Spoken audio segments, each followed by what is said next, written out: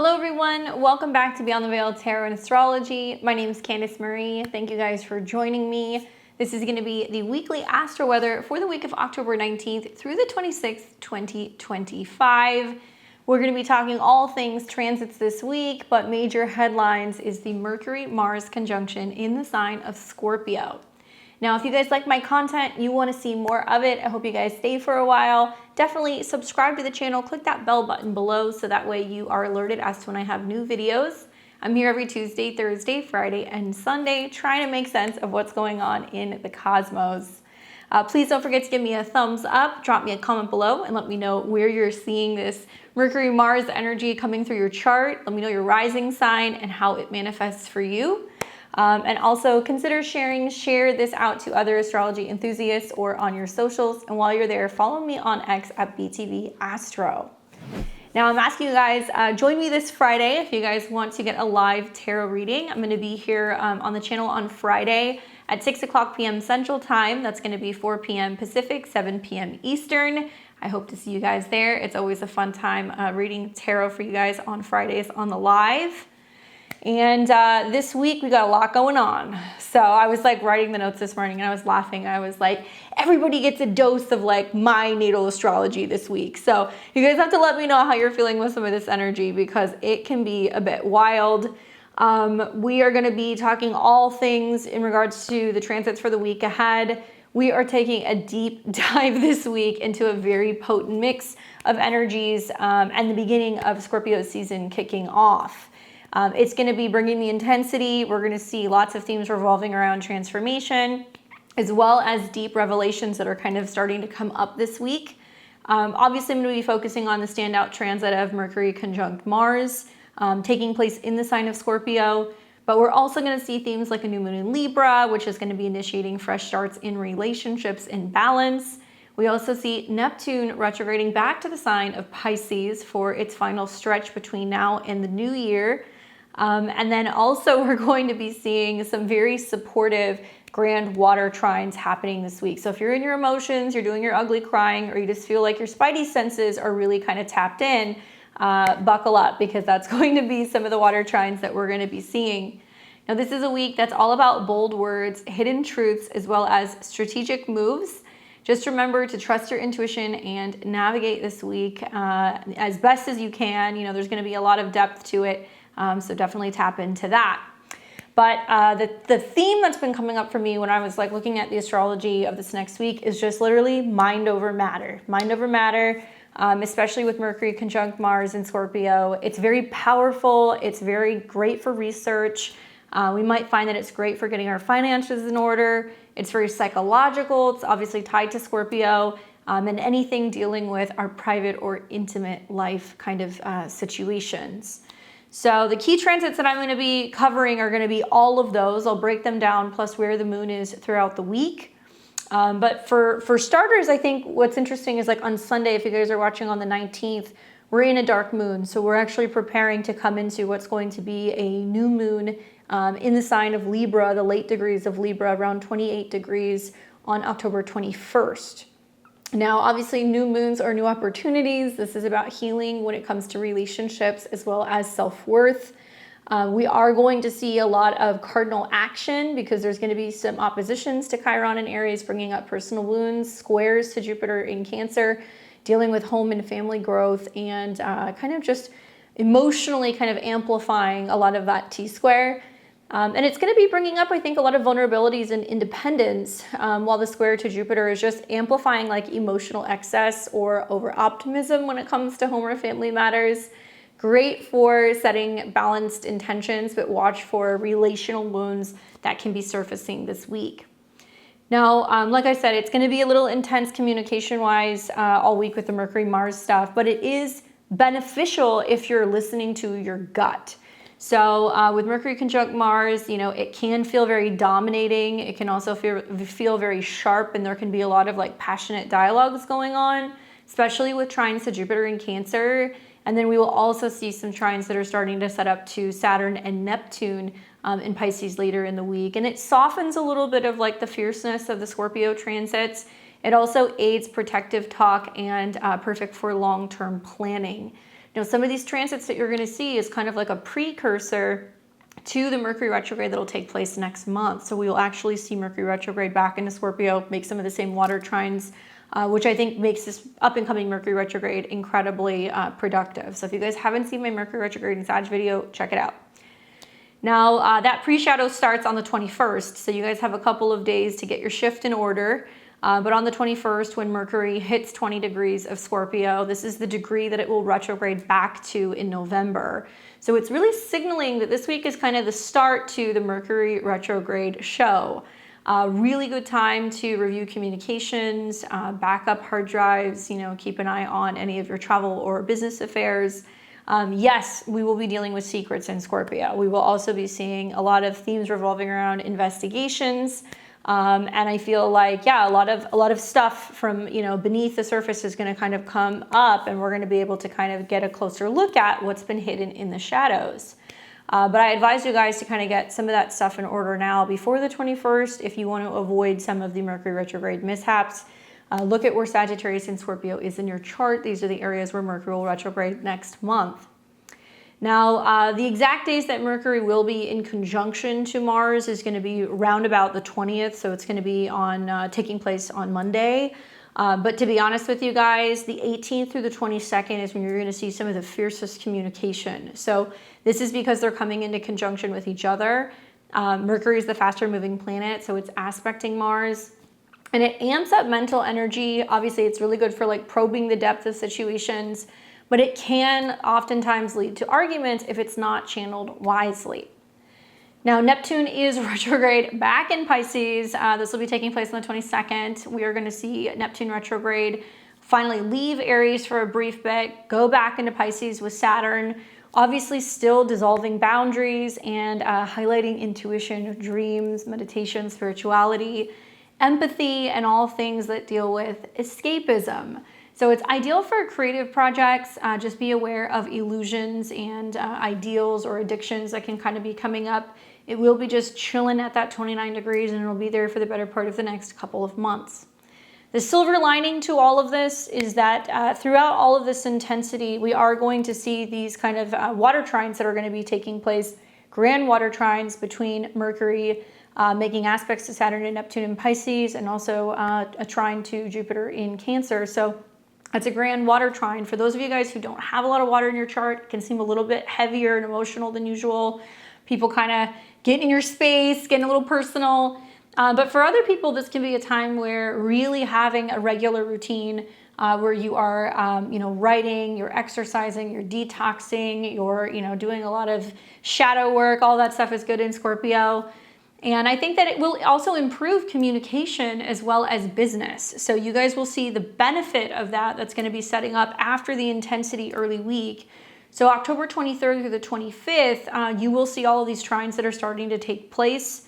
And I think it's fostering better emotional flow, supportive networks, practical use of our intuition, especially when it comes to planning, business, writing, and heartfelt connections for sure. Now, Scorpio season kicks off this week. We're going to see the sun go into Scorpio. So Sun, Mercury, Mars, all hanging out in Scorpio. Definitely is not for the faint of heart. And right off the bat, we're going to see the sun start coming into a square with Pluto in Aquarius. So when that happens, the sun enters into Scorpio on the 23rd of October. And then you will see as we get into the 24th, it's going to be creating a superior square to Pluto in Aquarius. So there is this theme right off the bat at the beginning of Scorpio season that's like intense focus on power and rebirth. And likely for many of us, this will manifest as there's going to be some sparks of control or power struggles, transformative breakthroughs that can happen, especially in group dynamics, Pluto and Aquarius, versus our own personal authority, will, or fears, Sun in Scorpio. So that's what's going on this week. We're going to break it all down, and we're going to start by talking a little bit more about this Mercury-Mars conjunction that's taking place and why it's so significant. So what you guys need to know is that it's going to be in play, like I said, the 18th through about the 22nd. So you're already feeling it today. If you happen to be somebody who's ruled by Mars, so my Aries and my Scorpio risings, you guys will be impacted by this transit. as well as my Mercury ruled chart. So if you are a Gemini or a Virgo rising, this will be impacting you as well. But I have a hunch everybody's going to be feeling it one way or another. Now in astrology, Mercury represents anything connecting to travel, commerce, business, communications, gadgets, all of that stuff, learning. So in the sign of Scorpio, this is very deep. It's a sign that's really known for, Mercury being in it to investigate, to want to get the details, want to get to the bottom of something. And intense, passionate communication, uncovering secrets, and being very strategic when it comes to its communication style. Major psychological insights come up as Mercury goes through this sign, and it's almost like a detective's mind probing, hidden motives with intensity. While Mars in Scorpio is in its home sign, it's in its domicile, and Mars here is very passionate. It has a lot of drive. It's very resilient, and it's all about transformative action. Being that it's in its home sign, Mars is very powerful here, and it's definitely focused on control, and it can be prone to revenge if it gets provoked, but it's also known to be a placement that's really profound when it comes to confronting things and being able to transmute negativity and heal something. Purging, detoxifying, all that stuff is like Scorpio.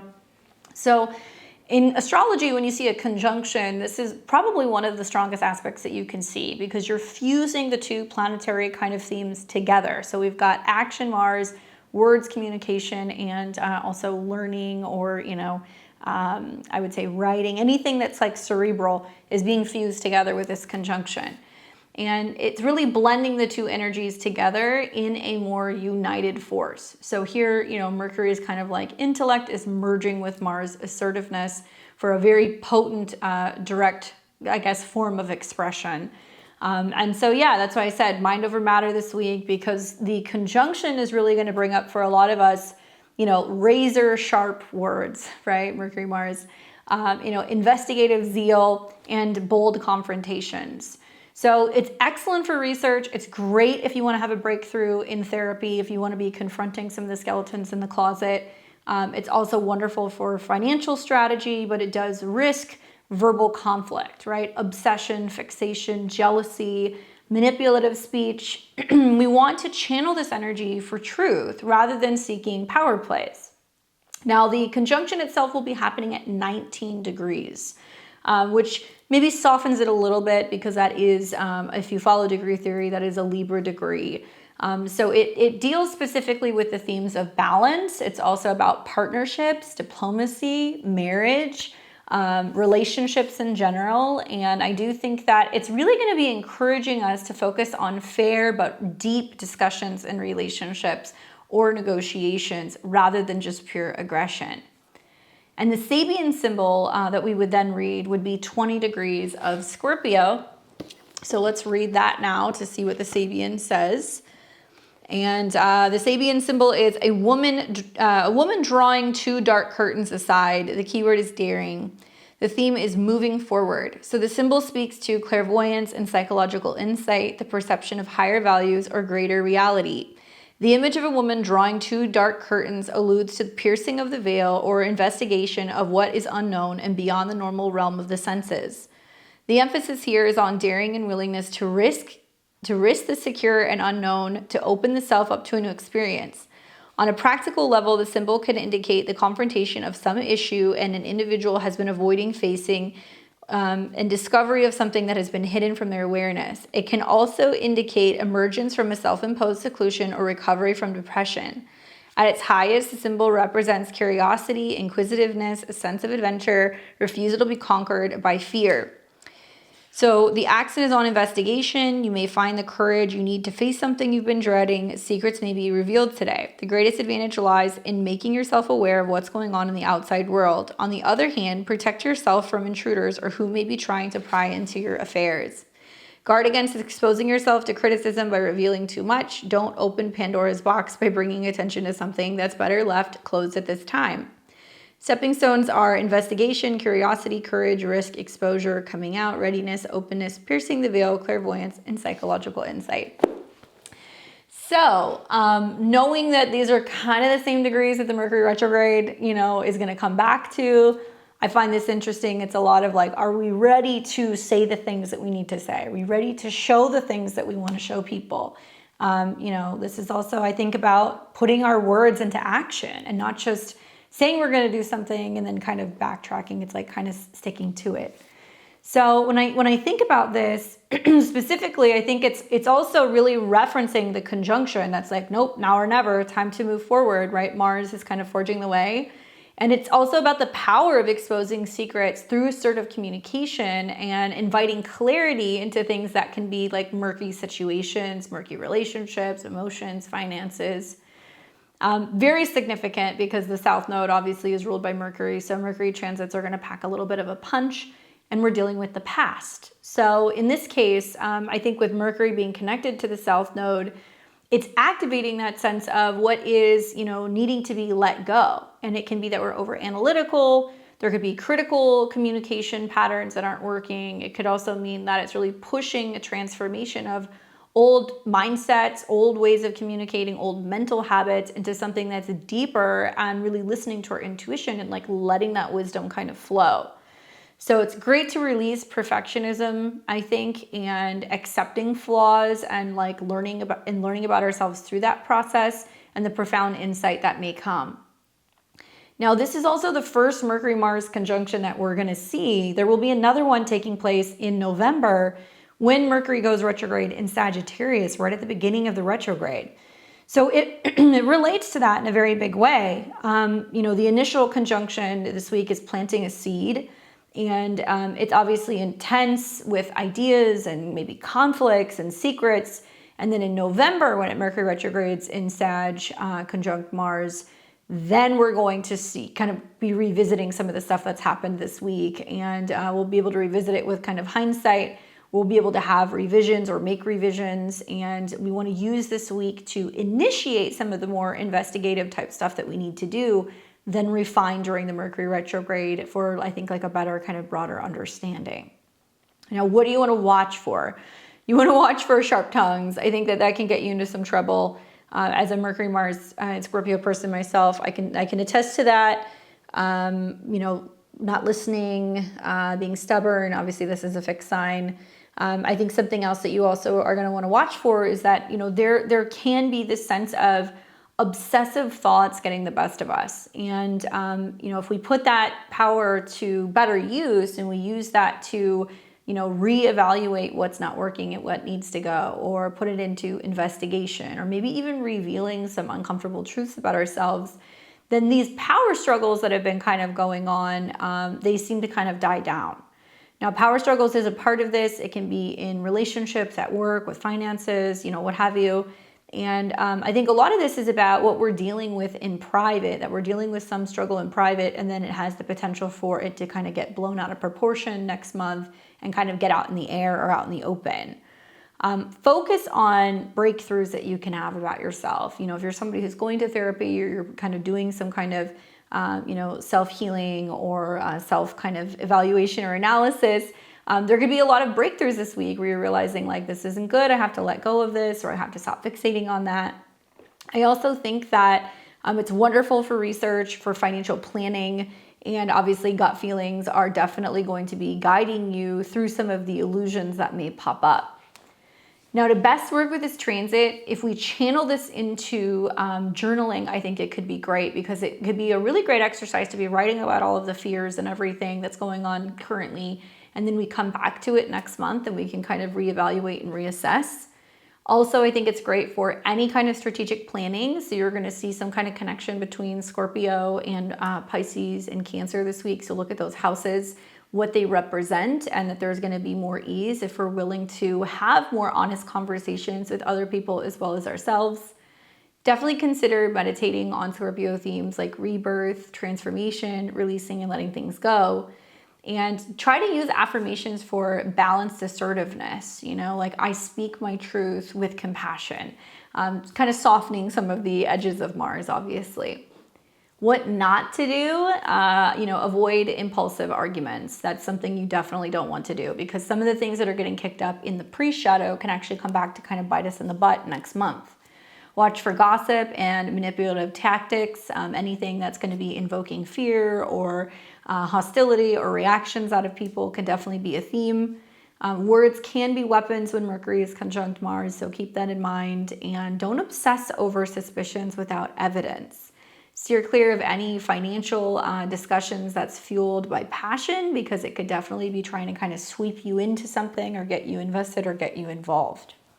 Now, globally, I think that we're going to expect some news on, scandals, investigations, or anything revolving around secrets. Scorpio is notorious for the 3-letter agencies, so CIA, FBI, the list goes on. We could see some stuff kind of tied to those particular groups. Also, anything that deals with what's undercover or anything that has been concealed, now kind of like starting to see the light of day. We will also see lots of themes revolving around scandals connecting to, financial systems and the markets. We can also see that personal power dynamics in politics are majorly heating up. Now, personally, I think we can expect some breakthroughs in intimacy or self-empowerment. Just watch for some of the verbal clashes. I think Scorpio risings are going to feel a little empowered by this if they don't put their foot in their mouth. While Mercury ruled charts like Gemini and Virgo risings are rethinking their communication style. But just expect this to really amp up mental stamina for deep work. Keep in mind that it can cause a little bit of anxiety or some stress, and it can affect communication in relationships due to the sharper kind of nature of just the communication style and the tone. There's also going to be opportunities to use this in a positive way, where we have bold ideas that can enhance our assertiveness or our careers. Maybe we're probing our investments or our finances a little bit better, and we're able to, really focus on timing, especially when we start seeing some trines to Saturn, so we can make some, quick kind of reevaluations of things and some commitments to some stuff down the road.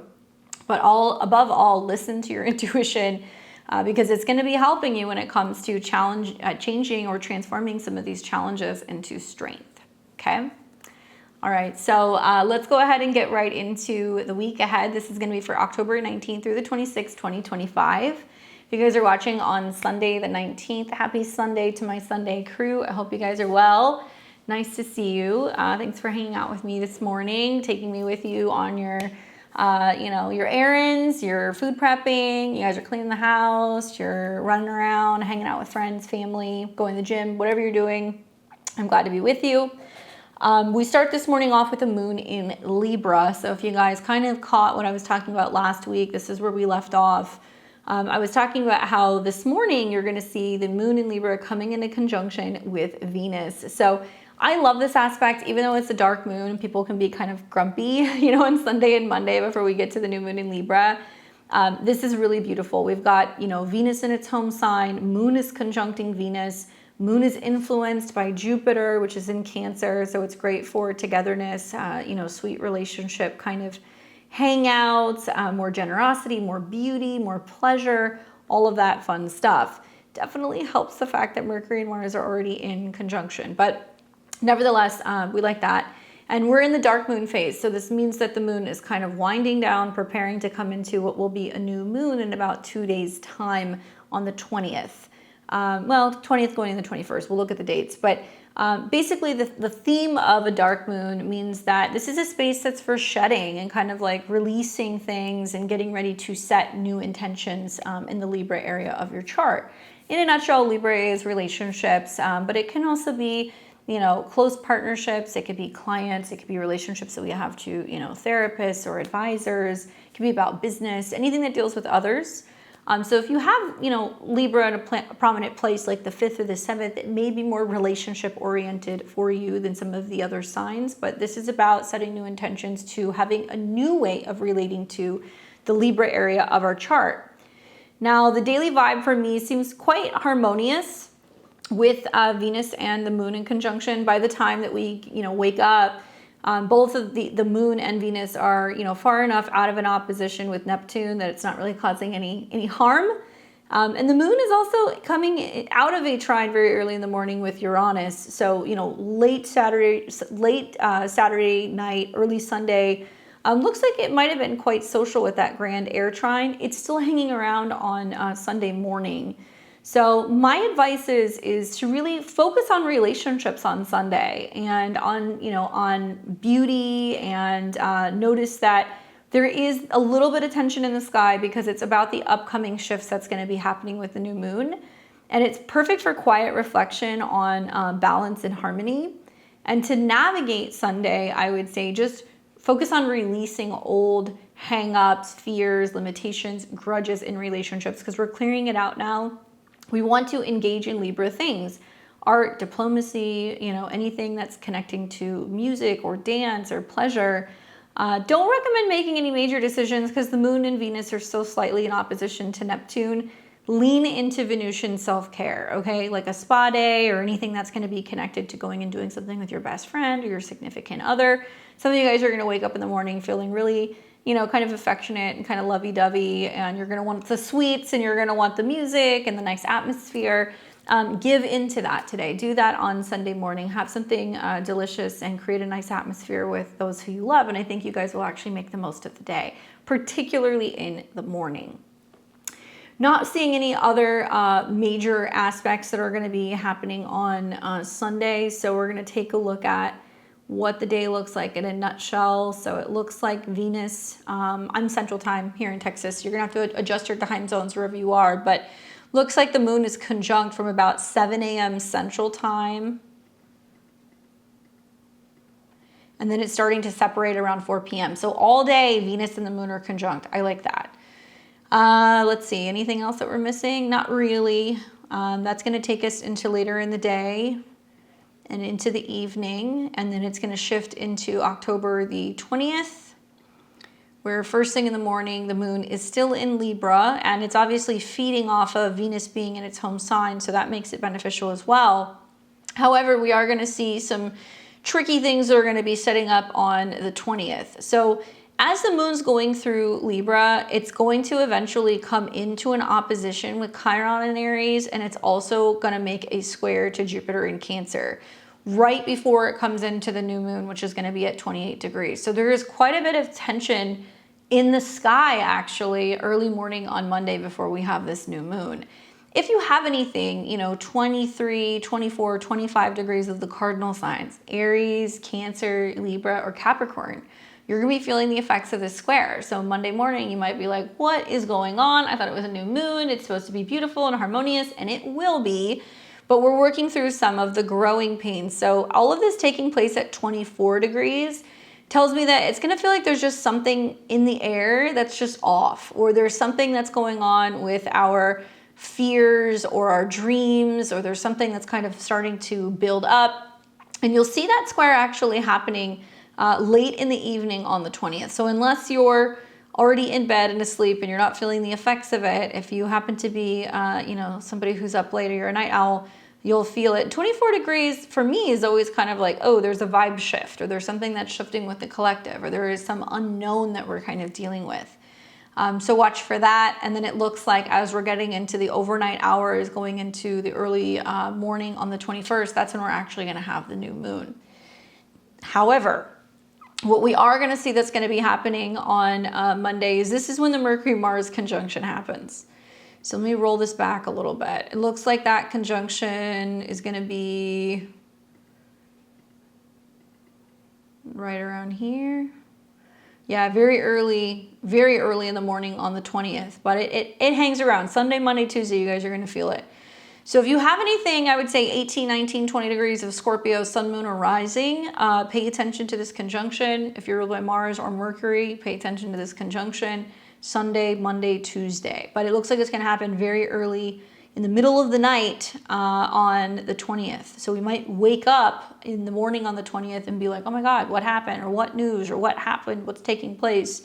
Remember, Mercury is a south node. So some people are dealing with job losses. They're dealing with changes with their health. They're dealing with changes with their pets. There is definitely clearing out, detoxing, getting rid of old habits. All of these Virgo things, and people might wake up to finding out, oh my gosh, what's changing? Something's changing about my work schedule. Something's changing about the office that I'm working in, or the people that I'm working with, or people are feeling very mentally stressed about trying to find jobs, and seeing this stuff all over like social media, like all these people who are just graduating, coming out of school, talking about applying, trying to get into school. trying to get out of school and trying to get into jobs. And they're talking on social media about being like, why am I not getting hired, right? So I think you're gonna hear a lot more analysts this week that are talking about the real state of the job market, the real state of the financial market, and what's going on with the stock market. I think you're also gonna be hearing a lot more talk about the IRS, because that's Scorpio as well. So some of these things about like the government shutdown and whether or not, we're gonna be bringing people back who are going to be working for these departments, if there's going to be certain departments that are going to get kind of like wiped and, there may be job loss across certain sectors, we can hear about this.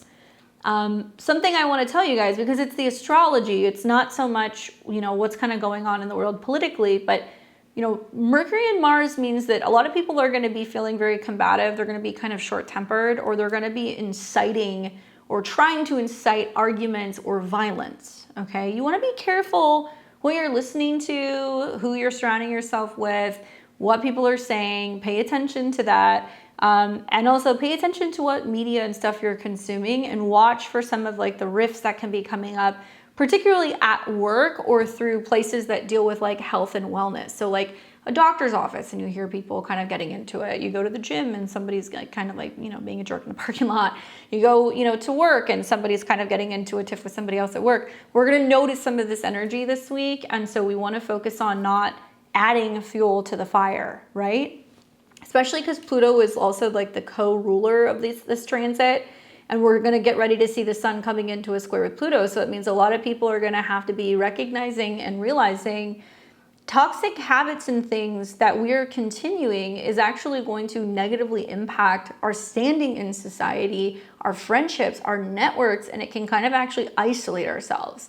A lot of clients have been telling me, and I've been hearing this from friends as well, that are like, what's going on with people? People feel so polarized and so extreme right now. And I'm like, yeah, it's just kind of the state of the world. But I think a lot of people are going to be throughout these squares, specifically the sun in Scorpio square Pluto. And Aquarius kind of being like, what company do I want to keep? And do I want to be around people who have this negativity, hostility, they're agitated, they're wanting to spread more of that? And am I going to contribute to that? And I would just say, just something to kind of marinate on, this week. So on the 20th, we're going to see the Mars-Mercury conjunction happen. And that's pretty much it. But it'll be in the air all day. So to me, Monday feels intense right off the bat, because this is happening first thing in the morning before any of us are really getting up.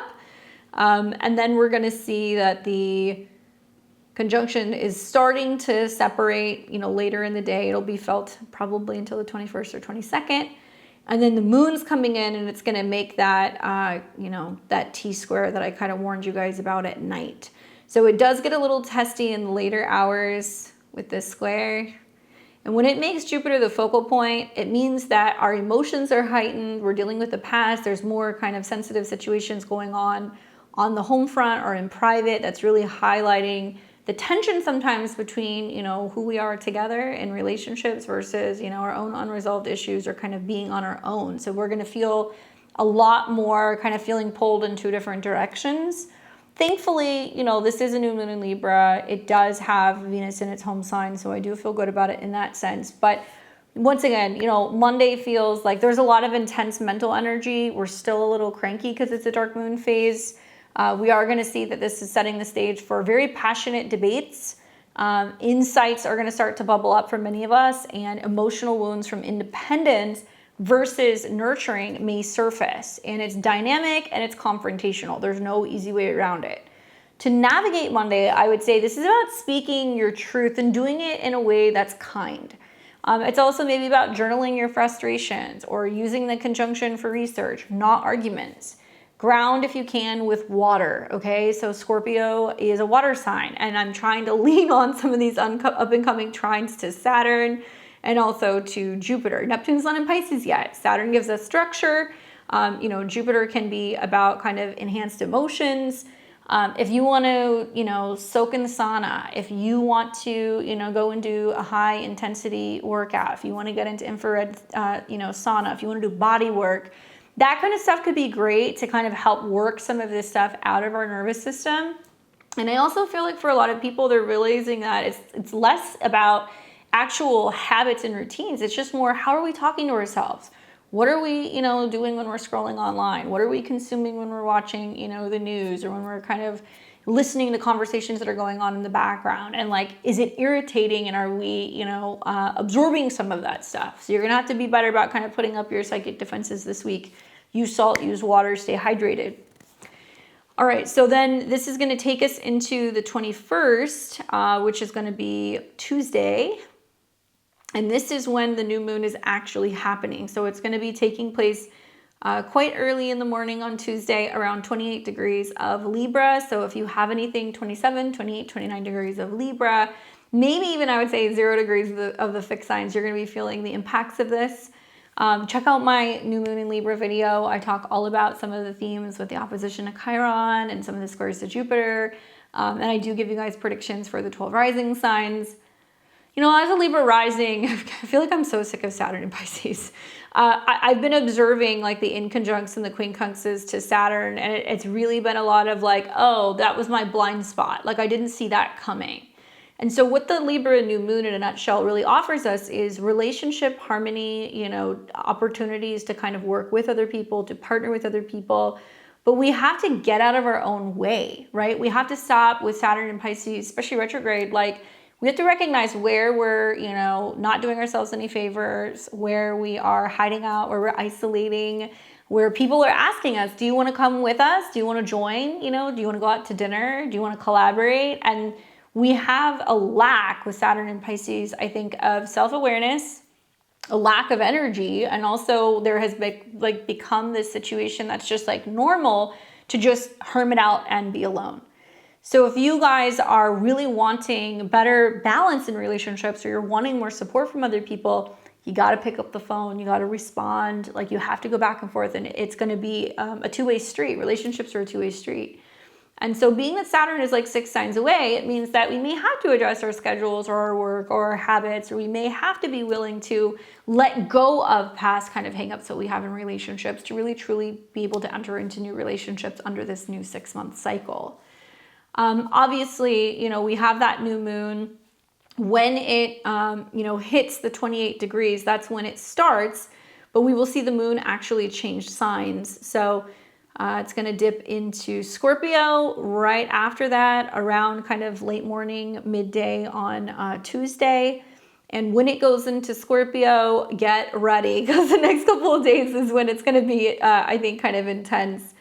Obviously, when the moon's in Scorpio, there is more passion, there is more drama, there is more intensity. This is also about, dealing with the shadow side and like uprooting things that we don't really always want to deal with. And it can be uncomfortable. The moon's not really comfortable here. So it's starting to come into a square with Pluto. So this is setting the stage for the tail end of Libra season, and it's bringing the intensity. Pay attention to this square. The moon square Pluto is the same aspect that we're going to see with the sun a couple days later when the sun goes into Scorpio. That square in particular, it's an interesting one, because what it's going to be highlighting is like power struggles of where we are reluctant to change, or, be vulnerable, or, kind of open up. The moon will also in conjunct or quincunx Neptune, as well as in conjunct and quincunx Uranus. So I've always been kind of curious. We've watched other planets do this in recent weeks. Mars did it, Mercury did it, and it represents something that's kind of like hidden, that's popping up and coming to light, that needs to be kind of reconciled and dealt with. So if Neptune in Aries is about, identity issues, health issues, anything connected to, not being self-aware or feeling kind of isolated, and Uranus is, obviously about new information, new ways of thinking, new frame of mind, new media, right? Something that I saw the other day that was interesting is like RFK came out and he was like talking about, like population issues, and that he's like claiming now that we're in like a, state of emergency with population, and then starts going on talking about, harmful, hormonal disruptors that we can have in our households and products, and also in plastics and all kinds of things, stuff that's in food. And I was like, yes, that is like the Scorpio stuff, the information that's starting to come out that not a lot of people know about, that, they're just consuming, or they're buying, or they're using, that they would never know. Neptune in Aries, a new information or a new perspective, Uranus in Gemini, that's really shining a light on reproductive matters, right? Scorpio. Very interesting. Not to mention the fact that, like, you know, the United States chart next year, Saturn and Neptune is going to technically go into the 4th house, but it's going to be the whole 2nd, 5th. So I think you're going to see a whole incentive where people are going to be learning more about, you know, reproductive health and what that looks like, and anything kind of connecting to like giving insight, and also like a path forward to better understand why there is such, you know, issues with declining birth rates. And I don't think all of it is health related. I think a lot of it's economics as well, that you're seeing a lot of people who, quite frankly, don't know how to afford it, or they're not sure how they can, you know, kind of handle that. But yeah, I think this is the beginning of starting to kind of say the quiet truths out loud, you know, during the Scorpio season. So as we go through the 21st, you know, there's not much else that's going to be kind of happening here. The new moon has happened. The moon then goes into Scorpio. The vibe shifts pretty dramatically. Earlier in the day, to me, it feels like there's a lot of fresh starts in harmony and also in healing. But when the moon goes into Scorpio, this is going to add depth. It's also going to be, you know, power tensions with the square to Pluto. It's innovative yet unpredictable when it comes to its emotions. So to navigate Tuesday, what you guys want to do is you want to start the day with setting intentions to find balance, right? Do some stretching, do some breath work, you know, try to, you know, kind of connect with another person. Embrace change that comes that evening. This is going to be after the new moon. Avoid overthinking illusions. Trust your instincts, especially when it comes to personal empowerment. Don't let fear get your goat. All right, so then we're going to take this into the 22nd. This will be Wednesday. And on the 22nd, we wake up, and this is definitely a bit of a spicy day. The moon is still in Scorpio. That's not going to change for about 2 days or so. And the moon is now approaching Mars and Mercury. Okay, so I don't know. I'm kind of like, on one hand, I'm like, ooh, Mercury, Mars, Scorpio. That's like really sexy text messages and like, you know, intense, passionate conversations with other people, and like really great for magic and intention setting and like really going after what you want. So some of you guys might like this energy. It feels like sexy. Other people are going to be like, this is annoying. What's going on? Why is everybody pissed off? Why are people driving so, you know, quick, or getting angry and having road rage? Why are people yelling and screaming at each other, you know, and they may not like it. And remember, some of the trines, even though trines are considered to be favorable, you know, the Jupiter and Cancer transit, it's going to make this feel bigger, right? Especially with trines influencing the moon. And then also we're going to start to see these planets trining Saturn and Neptune, which means, you know, you will see some people that are acting kind of crazy. You will also see some people that are getting really passionate about their views, their spirituality, their beliefs. And also like conspiracy-esque stuff can start to kind of pop up as planets are squaring Pluto. So we'll see. But on the 22nd, I think what I do like is that we will see the moon in Scorpio start coming into a trine with the North Node in Pisces. And that'll be happening in the PM hours. So that's not going to happen until later in the day. For the most part, actually, the moon is unaspected. However, with the moon and Mars and Mercury being in the same sign, with Mercury and Mars moving together all week, with the beginning of Scorpio season, this is Scorpio season's like kicking the door in. This is why I was laughing, being like, welcome to my life. These are my placements natally. So I'm curious to see how some of you guys are faring with this. But on the 22nd, we're going to see the moon move through Scorpio. It won't form that trine until the evening hours. So actually the moon is relatively unexpected. But even though it's not conjunct Mars yet, I still think we're going to feel it. So it doesn't look like it's going to hit that trine to the North Node until the evening hours. It looks like it's closer to around 9 p.m. Central. And it's trining at 17 degrees. Great for romance, passion, creativity. I like that. Final moments of Libra season are about to kind of wrap up.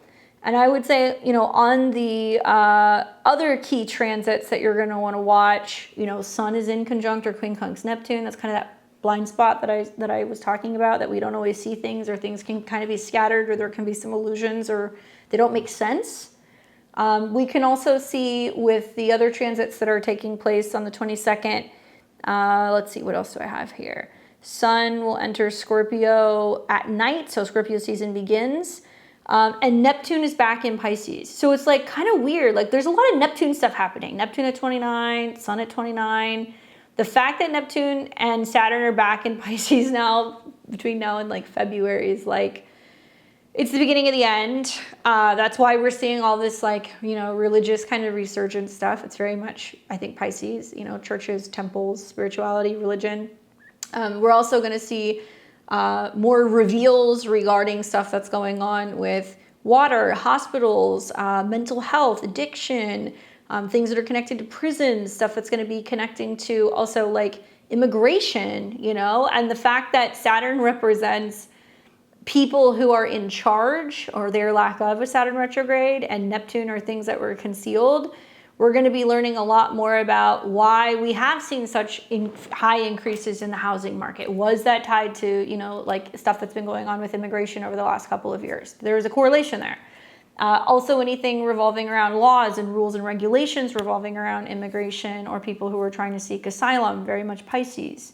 I also think we're going to hear a lot more about funding related to these things because you see all these planets that are going to be in Scorpio. And like, I think some of the stuff that's already started to come out, you're not seeing a lot on like mainstream media, but like some of the numbers are kind of shocking when you look at how much money is going to certain programs. Now, as I'm filming this on Friday, a couple days before this goes live, as far as I know, the shutdown is still happening. We have not averted that, okay? And I'm well aware that there's supposed to be protests and things that are going on over the weekend. Frankly, I look at this and I'm like, there could be a lot of people coming in having a lot of mixed feelings, as they come back into work over the week, talking about what's happened over the weekend. So I don't know what's going to happen. I can just tell you that it's not the best astrology for some of this stuff to be kind of happening, to kind of be out there, because Mars is what moves, what goes fast. It could be about weapons. It could also be about heat.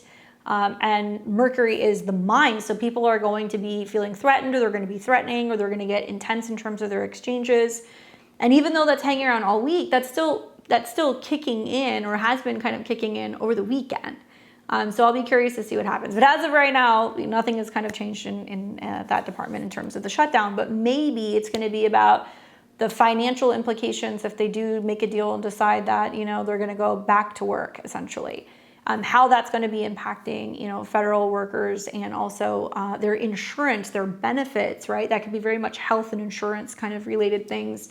People hear, oh, the government shut down, but you guys don't realize that impacts so many different departments. You've got people who are working at, air traffic control towers, people who are connected to the airports. You've got, just like so many other things that some of these emergency responders, that's very Mercury, Mars, these people they're not getting paid. So it's just a matter of time until some of these people are like, I can't go to work, I'm not getting paid. And Scorpio is that crisis that's kind of talking about how this would impact, anybody who's going to be, a federal employee. So obviously, touch wood, hopefully nothing happens. But certainly it makes me kind of feel like there can be some problems with certain departments if they're needing services, and like also the funding that's connected to that.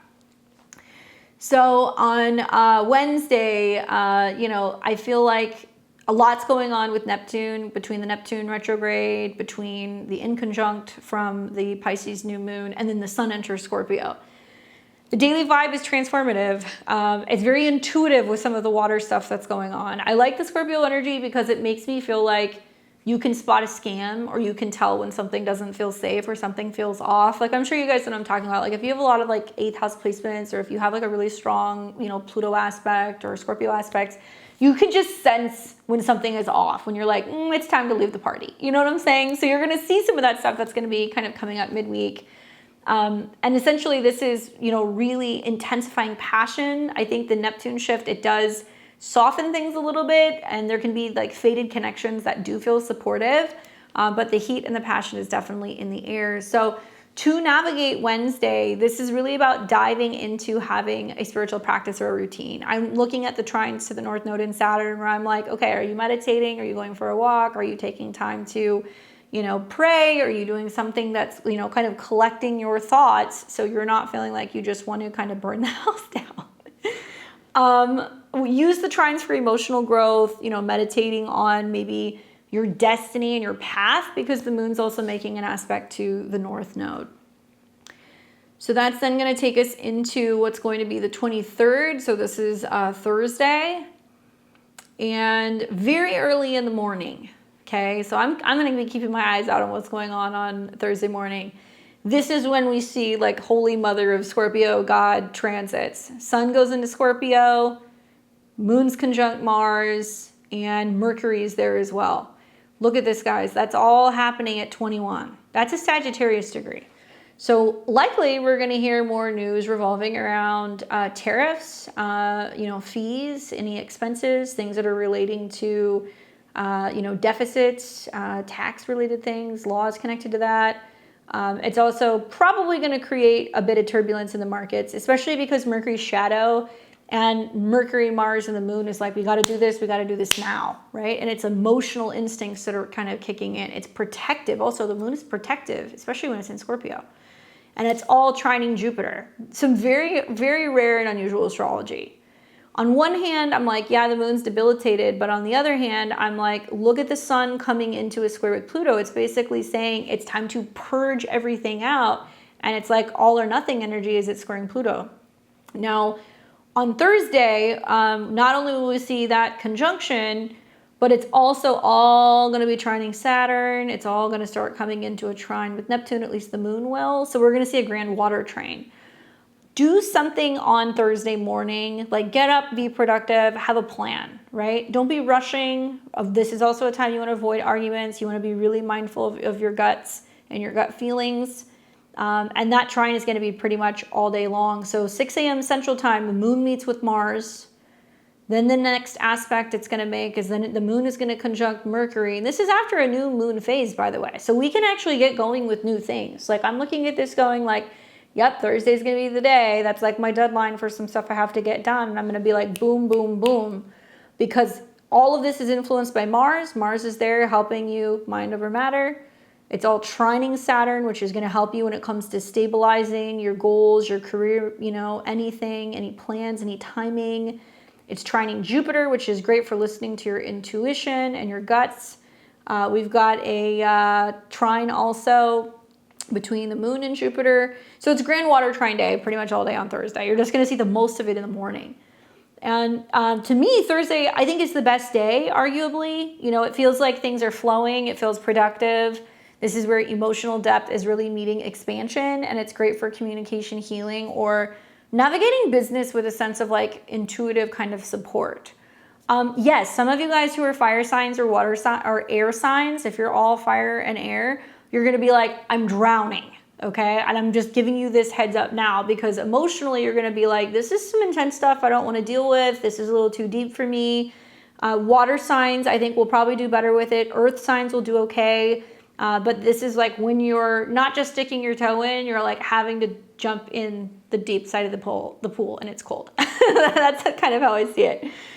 So to navigate Thursday, the key here is to harness the trines for more heartfelt conversations, making plans about the future.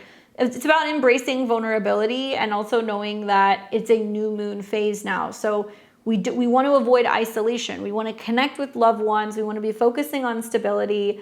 And I'm very curious to see what happens this day. Now, with that being said, trines to Saturn is great. Neptune, Jupiter is great. But the reality of the situation is the Moon is still conjunct Mercury and Mars, which means women, housing, mothers, anything revolving around Scorpio themes, death, regeneration, loss, grief,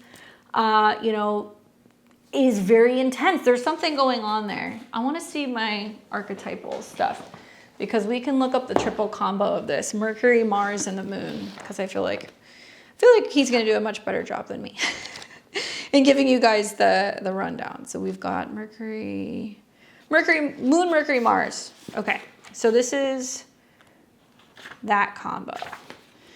Moon, Mercury, Mars, a gift for speaking with heart and passion, strong impulses to shape one's minds and feelings, the ability to reflect on the roots of one's emotional patterns and energetic patterning at home, a loud, shrill way of communicating feelings of annoyance and irritability, hair trigger sharp reactions, a noisy and hectic home life.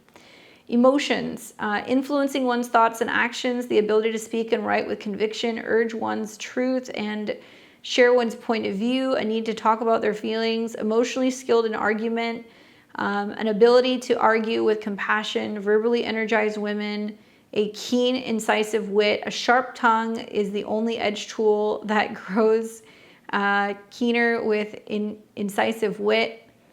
and constant use, an intellectually stimulating home life, dynamic puttering at home, a habit of actively checking in on one's feelings before speaking, objective observation of one's process before reacting. I like that. Objective observation of one's process before reacting. Reflection on the cause of one's inner emotional patterns.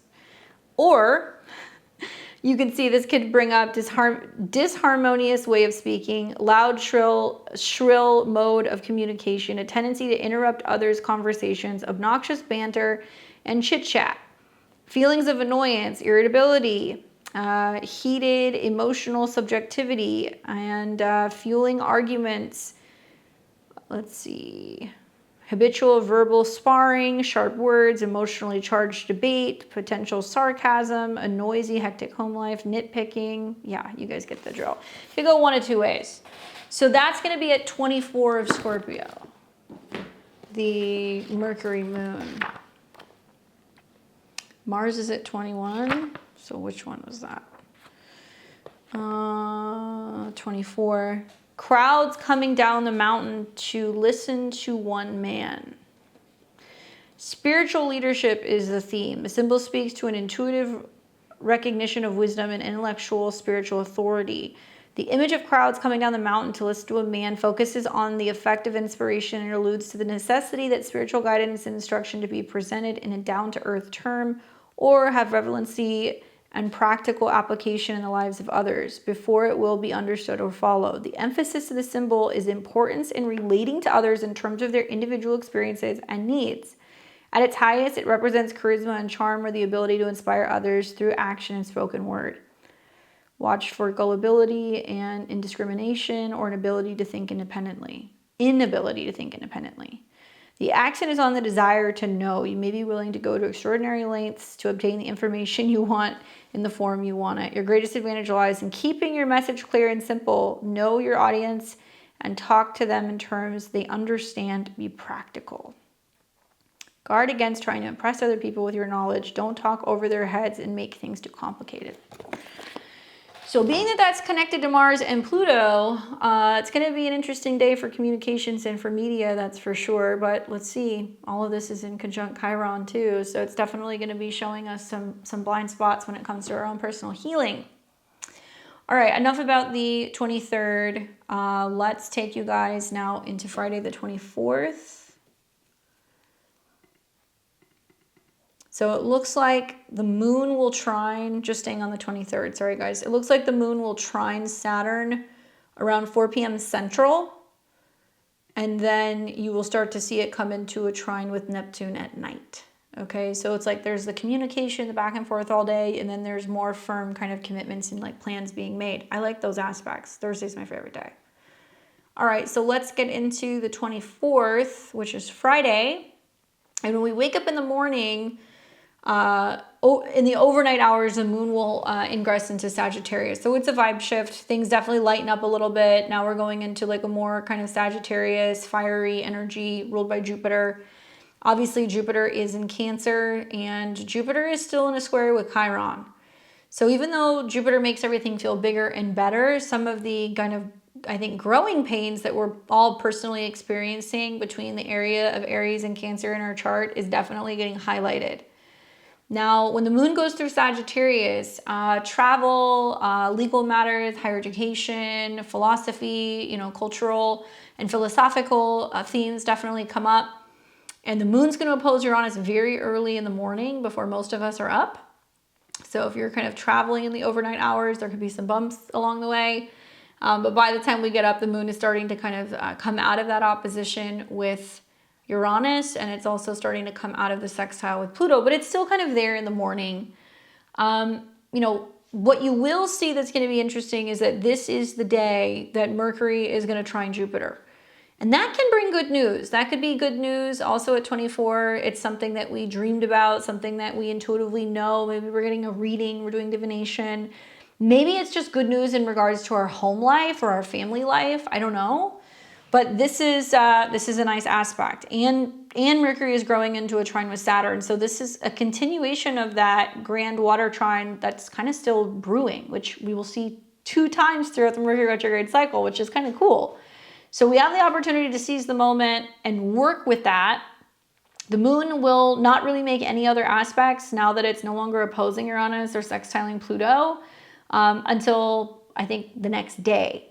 However, Mercury trine Jupiter is good for travel plans, education, positive communication, being optimistic. Just keep in mind Mercury's in shadow.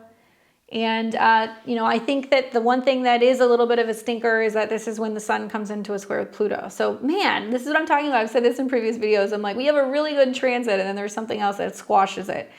Certainly the sun square Pluto could definitely squash some of the positivity of the trines between Jupiter and Saturn. Let's hope not, but it's possible. Looks like you're going to see that trine pretty much hanging around most all day. And then Mercury will trine Jupiter, it looks like right around the late morning, right around the same time the sun is squaring Pluto. That's a whole different thing. Sun square Pluto is like, sometimes we see a major celebrity die. Sometimes we see somebody who's like a leader, somebody in a position of power, lose power. There's some kind of scandal or corruption or cover up or something that comes out.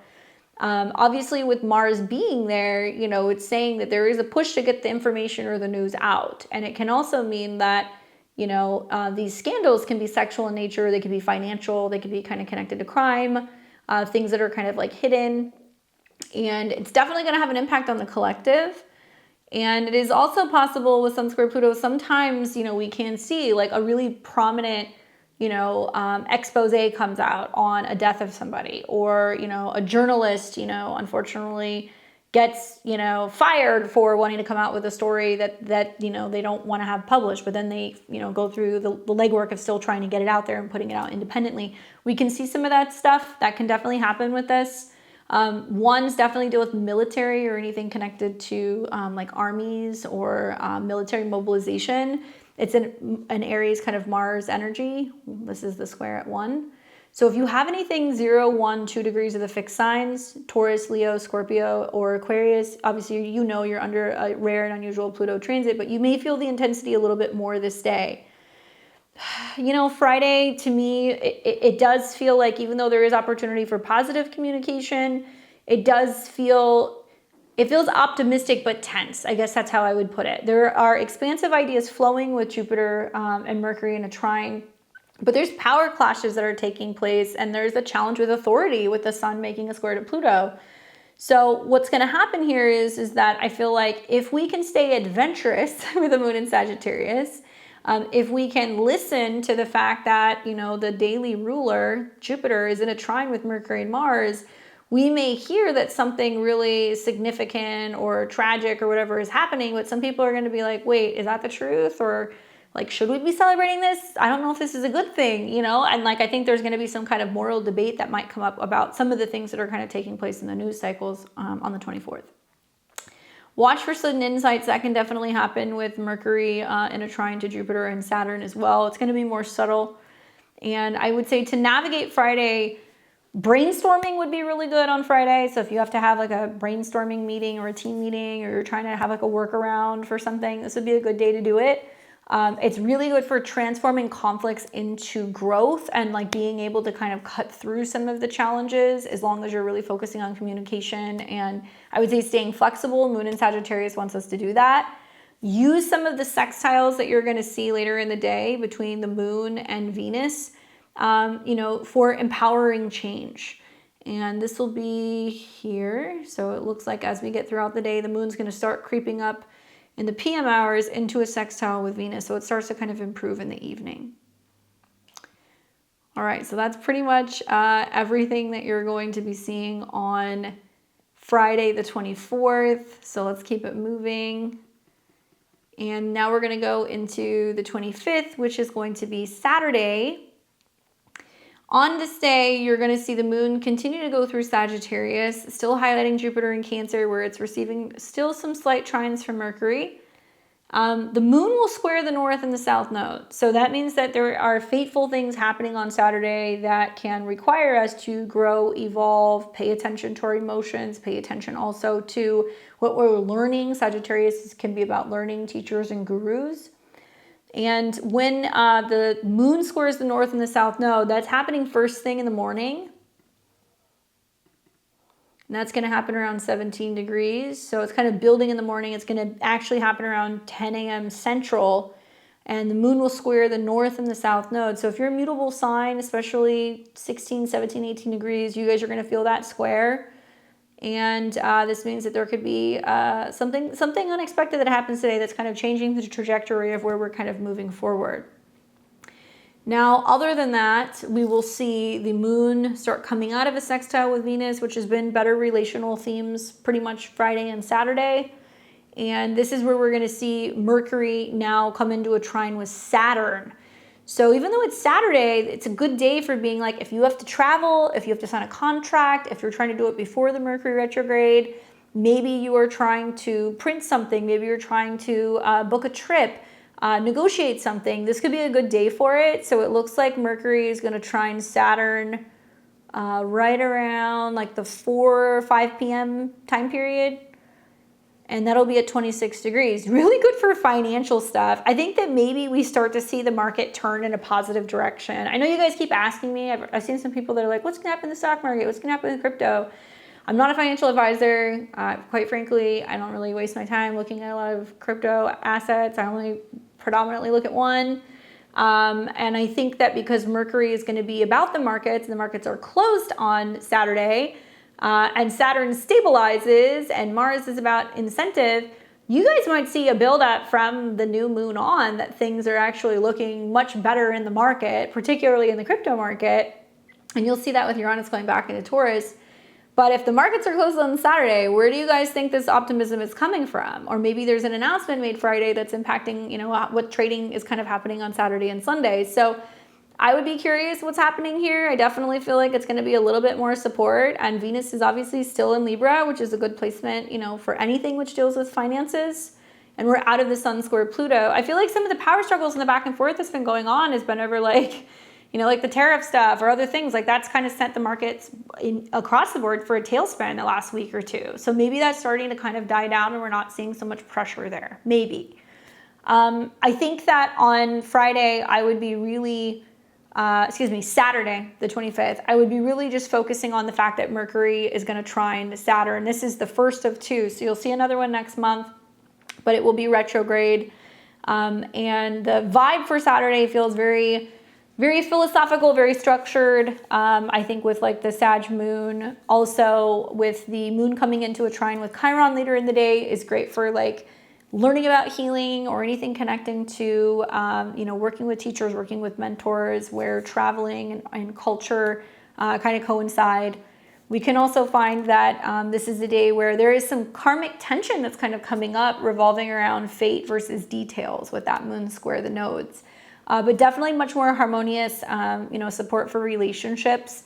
Things are reflective with some trines to Pisces, but they are stabilizing.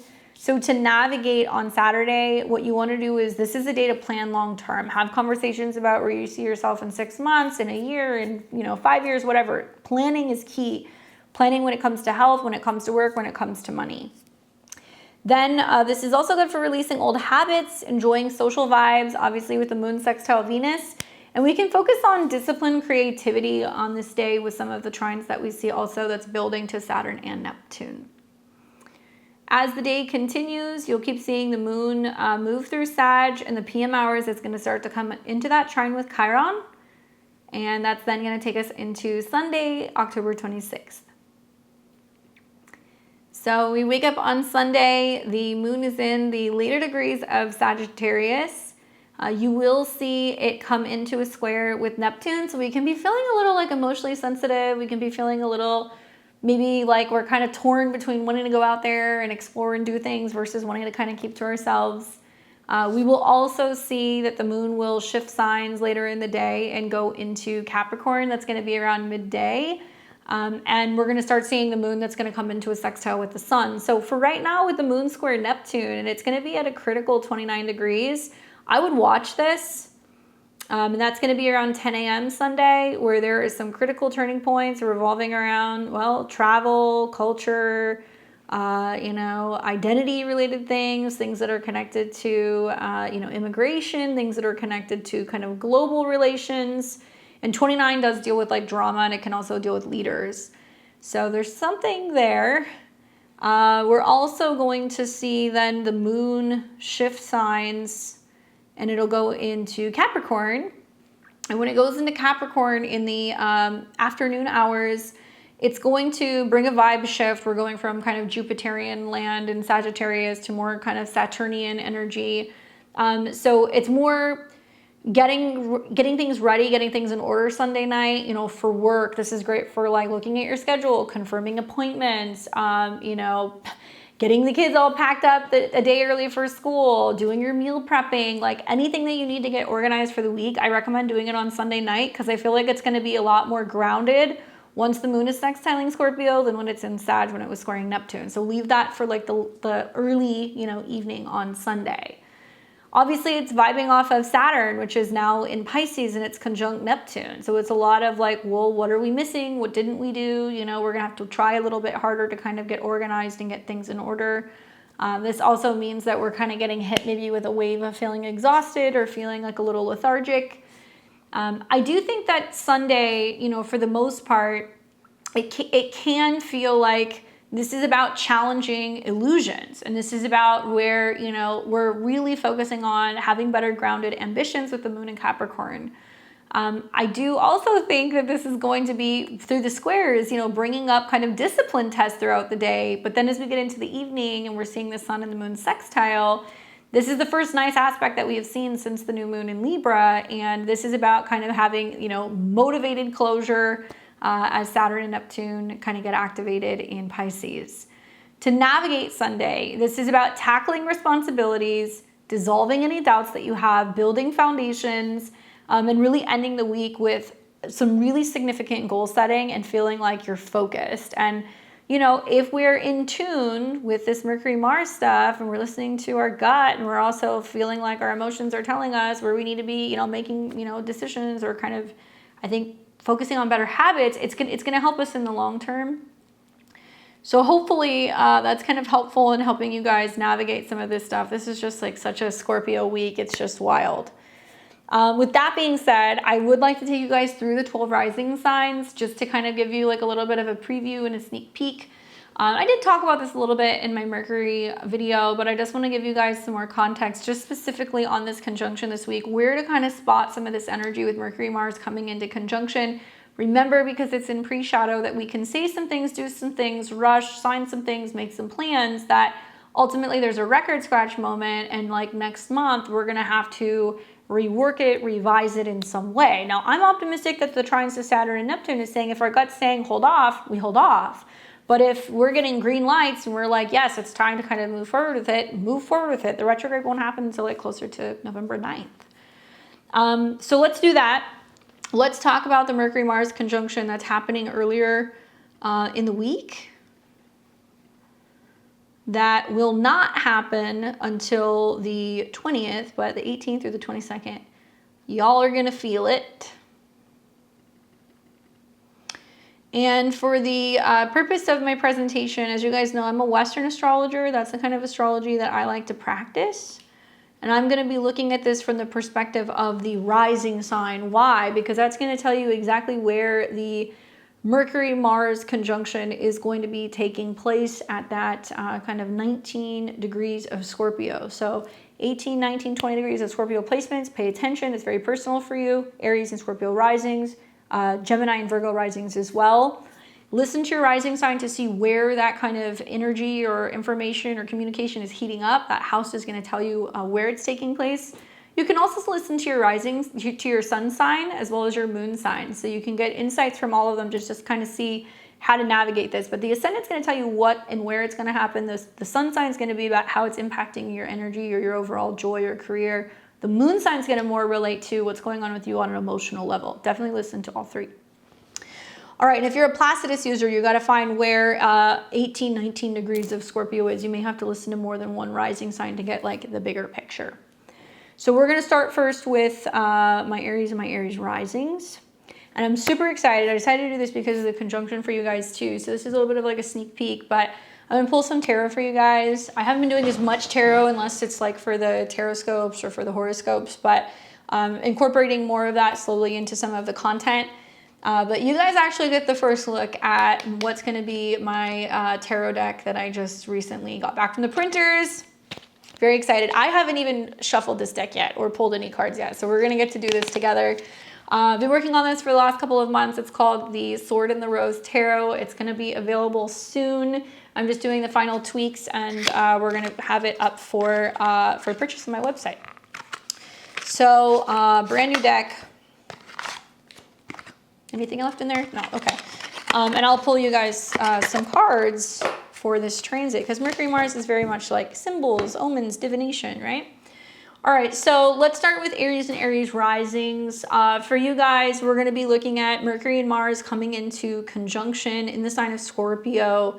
Very important for you because Mars is your ruler, okay? So this is happening in the 8th house, and this is the house of transformation, right? Anything to deal with joint assets, intimacy, psychological themes, death, rebirth, all of that stuff. So Mars rules you, and it's also connected to the themes of the 8th house as its traditional ruler of Scorpio.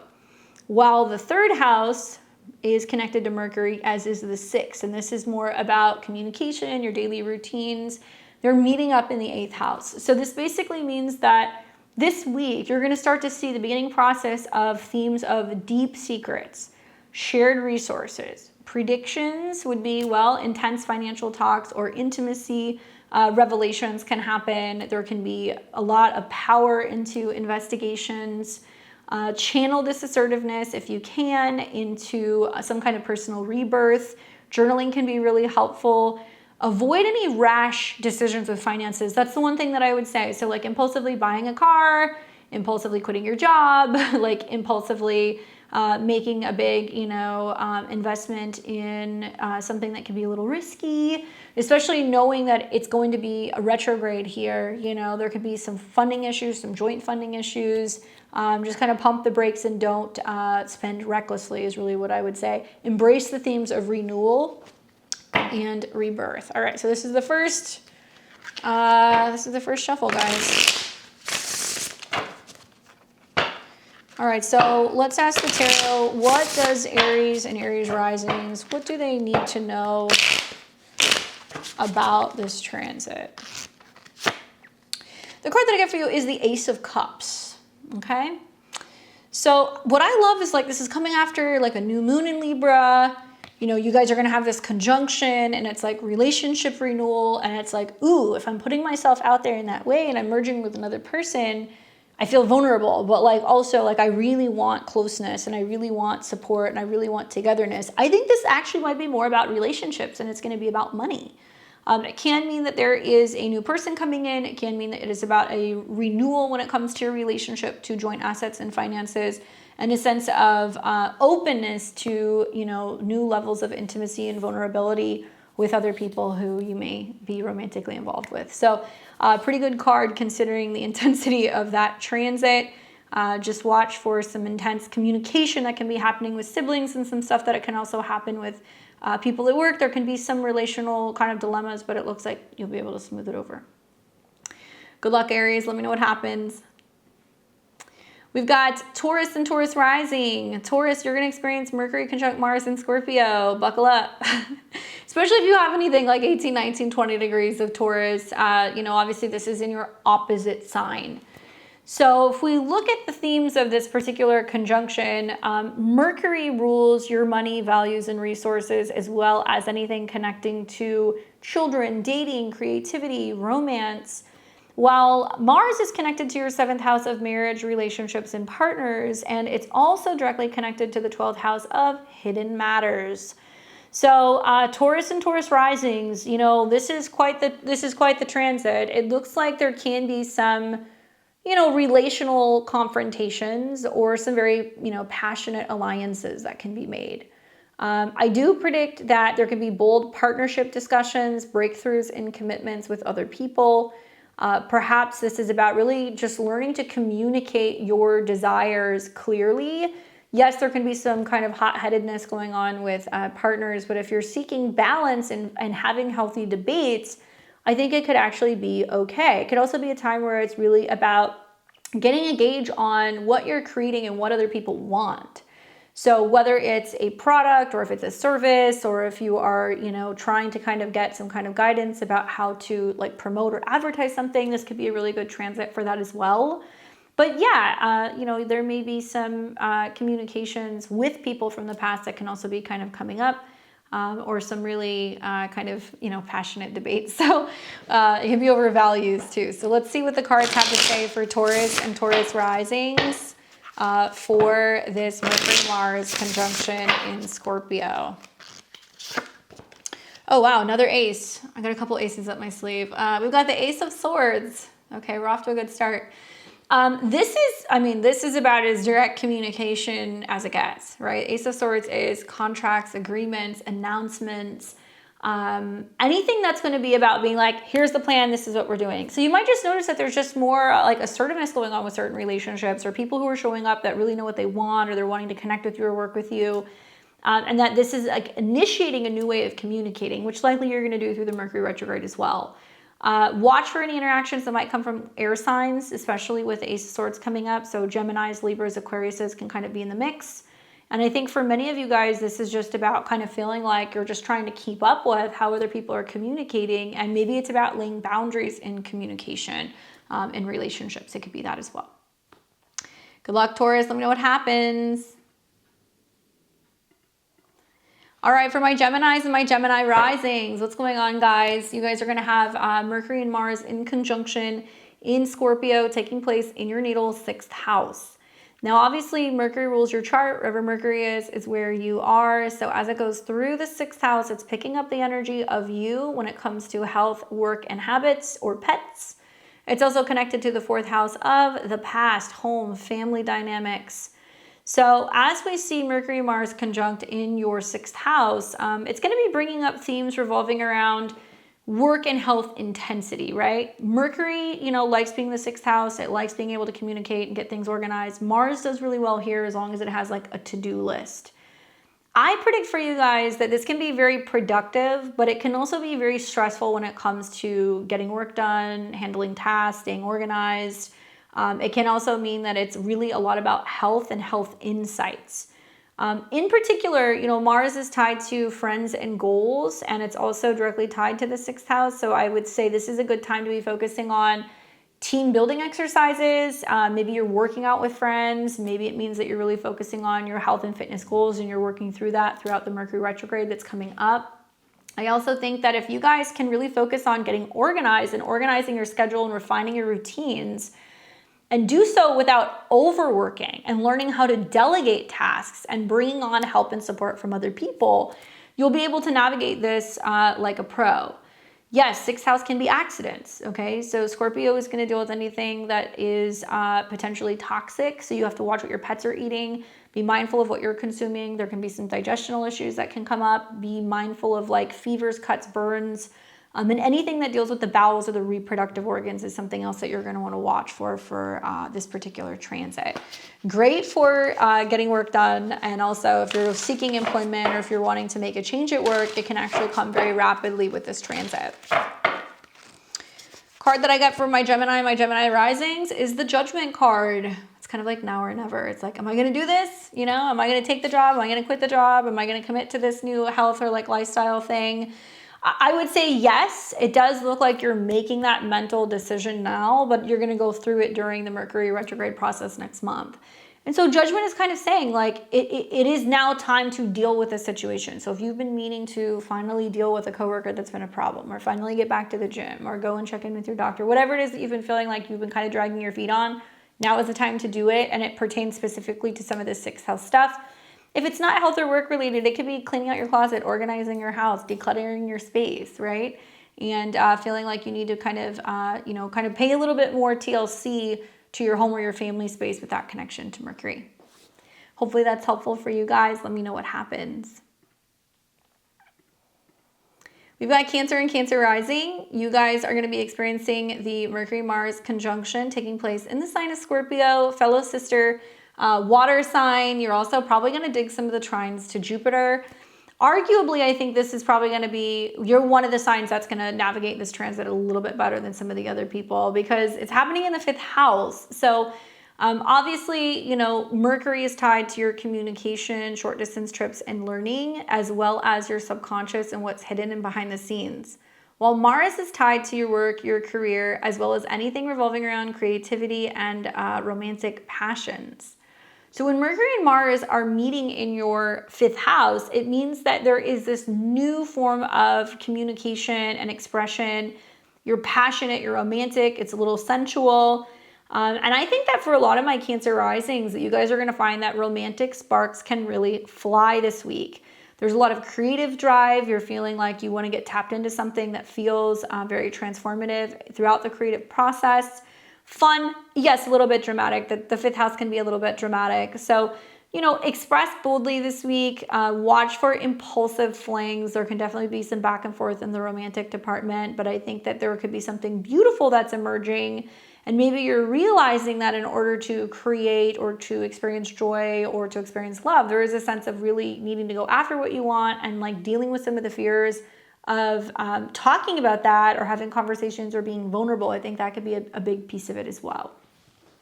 But you're going to like the trines to Jupiter in your sign. So if you have kids, it's going to be very much about your children. If you're trying to meet somebody and date, get out there. If you're in a relationship, it's about kind of bringing the spark back. Creative writing, creative hobbies too, that could be a theme. The card that I get for you guys is the Fool. I like that for the 5th house, taking a risk, kind of like releasing any fears or inhibitions to creating, doing something new, doing something different. This could be a new hobby. This could be just making more time for play or for fun. This could be an impulsive kind of adventurous drives that are coming up here as well. Yes, obviously with the Fool, it's kind of also saying like, don't have too much fun. Like don't, go off in a direction where you're not really familiar. But I think the Fool card is really saying you're ready to have this creative birth. And I'm wondering, what is it going to be? So you guys will have to let me know how that plays out for you, Cancer.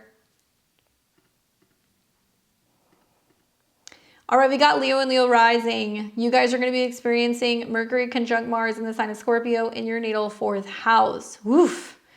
18, 19, 20 degrees of Leo, sun, moon, or rising. You guys will be feeling the impacts of this conjunction because it'll square you. So you've been forewarned.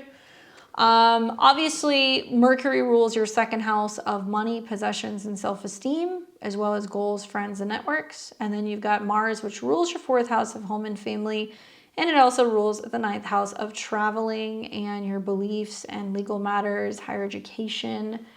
So first of all, Mercury and Mars in the 4th house, if you have roommates, if you have partners, if you have, any other people living in the house, be mindful of the communication and the atmosphere of the home. Okay, number 1. Number 2 is the other thing you want to think about is that when Mercury and Mars conjunct in the 4th, for some people, it can bring, we're going to do home renovations. Other people, it's going to be emotional talks and conversations about how do we transform our home, what's going on with our family, how are we navigating financial changes. It is a good time to heal family wounds and to also really feel like you're grounding yourself and investing more in your passions. There can be lots of like family gatherings and get-togethers. There can also be really having to dive into do-it-yourself projects or things that you're trying to kind of fix at home.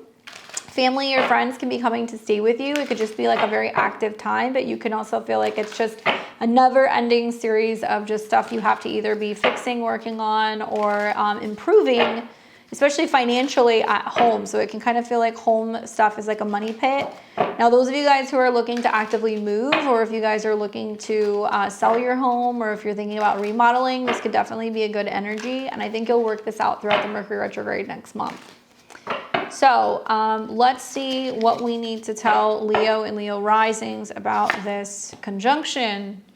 You get the 3 of Wands. I like this for you because I feel like it's like you going like, maybe I'm a little too cooped up at home this week, or like I need to get out, or like I need to go for like a short trip or get out of town, or maybe just go for a walk or a drive. You know, there is a sense of being like, is there more than what I'm experiencing where I'm living? You know, should I be kind of like broadening my horizons and considering either getting out of the house or considering a further kind of destination or relocation?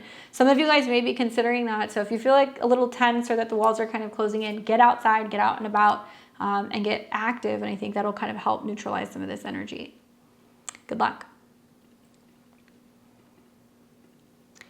For my Virgos and Virgo risings, you guys are going to experience Mercury conjunct Mars in the sign of Scorpio in your natal 3rd house.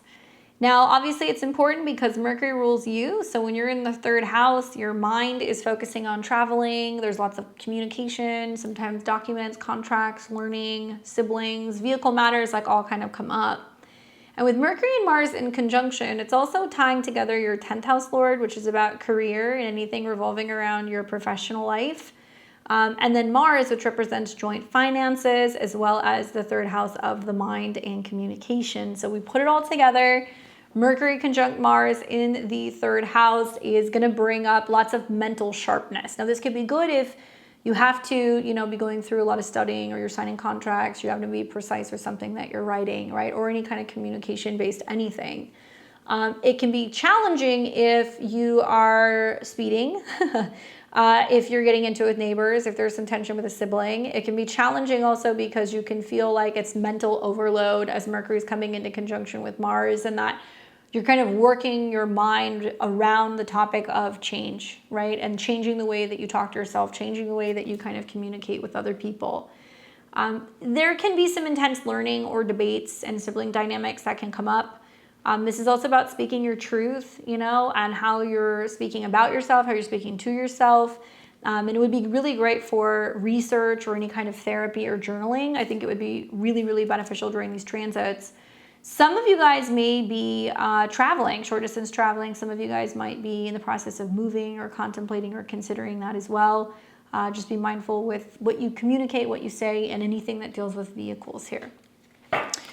I wonder if there's going to be some big announcements about what's going on with your work schedule, or what's changing with you professionally, or if you're working on a website or you're writing a book, right? These can be really great transits for that. So what does Virgo and Virgo rising need to know about this conjunction? Ooh, the card that you get is the King of Wands. I love that with Mercury conjunct Mars, that it's just like boldness and like confidence and feeling like, yes, like I can do this, and feeling really optimistic about what you're creating or what it is that you have to say. So you're channeling that energy. Certainly Aries, Leos, or Sagittariuses can be kind of in the mix, in the midst of some of the stuff that's kind of going on with this conjunction. So be mindful of that. But this is about being bold and being confident in any of your communication dealings. I like that for you, Virgo. Let me know what happens. For my Libras and Libra risings, you guys are going to be experiencing Mercury conjunct Mars in the sign of Scorpio in your natal 2nd house of finances, resources, self-esteem. Mercury rules the subconscious mind, what's hidden or self-undoing, the 9th house of editing or, publishing, learning, traveling.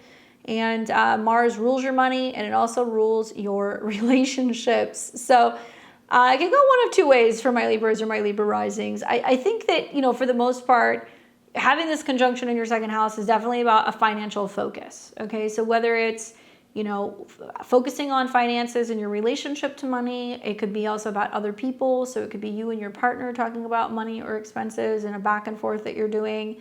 It could also represent some kind of change with your finances that's somehow involving or impacting you through your relationships through Mars. The other way of looking at this is that it can also mean that there is some power struggles that are going on, or arguments or conflicts that can be happening over resources or money.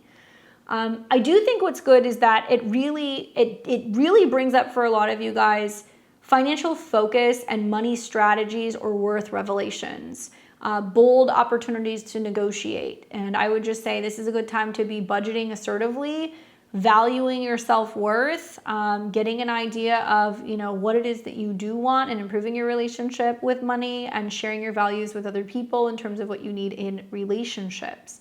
Money can be spent on higher education or travel. That's possible here as well. But it's really strong for those of you guys who have something that you're like wanting to sell, or like a business you're getting ready to launch, or something that you're trying to market. I could see that doing very well throughout the transit. So let's see, for my Libras and Libra risings, what do you guys need to know about this Mercury-Mars conjunction? So money secrets, hidden money things, intuition about buying or spending. Certainly the 12th house is losses. You got to be careful here. The card that you get is the Four of Swords, which my interpretation of this is like, don't make any risky or unnecessary I guess, purchases or investments, like sit on it and think about it for a little bit. And you may be one of the rising signs that's like, I was going to purchase something, let me wait. Or I was going to buy something, or I was going to sell something, let me wait. And it's saying over the next 4 weeks, it's getting worked out, right? And certainly next month when Mercury goes retrograde, it'll retrograde conjunct Venus. So it means that you may, if you wait to buy something, you might get a better deal. If you wait to sell something, it might actually be better for you to wait until next month. So don't make any kind of risky or impulsive money decisions. That's my advice. Good luck, Libra.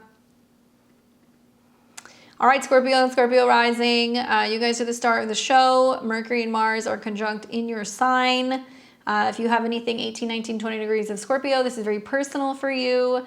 Obviously, in the first house, this is what you do first thing in the morning. We've talked about the morning routine. It's also your body and your appearance.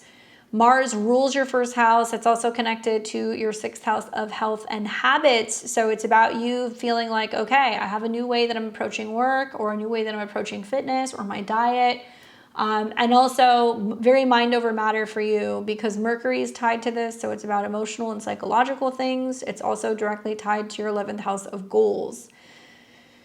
Scorpio is very magical, like the sign, and it deals with like magnetism. And so with Mars going through your first house, there's a lot of personal power and a lot of enthusiasm, and also some stubbornness mixed in there. Mercury is connected to the 8th house, and it can very much be about like words being spells in themselves. So I would be mindful of, if you get agitated and irritated and you're like, I hate this, or this isn't working, or like nothing's working out for me, like no, like cancel, alt, delete. We don't say that. It's literally about being like, everything is working out in my favor. I'm achieving everything I'm setting out to get. The universe is providing everything for me. Everything's working out. Like that's how you want to think, you know? And it's about that mind over matter. You're gonna have to remind yourself that this week when it comes to health, finances, and getting work done, and the stress that can be put on your shoulders because of either work, health, or financial issues. Like if you're stressed out about money, it can be impacting you physically and financially. So you want to find a way to start releasing that. Journaling, you know, breath work, anything like that can be beneficial, physical fitness. But I think that you're going to see that this is about a personal power surge for my Scorpio placements, and you're going to be more charismatic in your presence. And also there's lots of opportunity for identity shifts that can happen that are positive. Obviously, you want to own your voice and channel energy wisely, because it can be very outward and it can be very intense and combative and kind of irritated for some people. It's also a time that you have to really pay attention to signals that are coming from your body relating to health. Okay, Mars is connected to your 6th house. So anything dealing with iron, blood work, head, migraines, injuries, that kind of stuff is definitely a theme. Like obviously touch wood, but Mercury and Mars coming into conjunction, not the best time for Scorpio risings to be getting like surgery, right? The best time to be going and getting your blood work and your information and your health and your physicals looked at. Yes, it's also good for psychological assistance and help, or therapy or healing. There's going to be an emphasis also on care and habits, or work, or taking care of business at work, or being more mindful of your productivity, taking care of pets. All of these things kind of happen. So keep an eye on these topics. I know it's like a grab bag of things.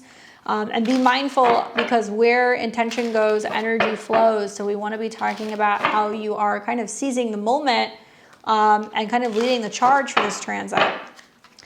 So what does Scorpio rising need to know about this conjunction in their sign? The card that you get is the King of Coins.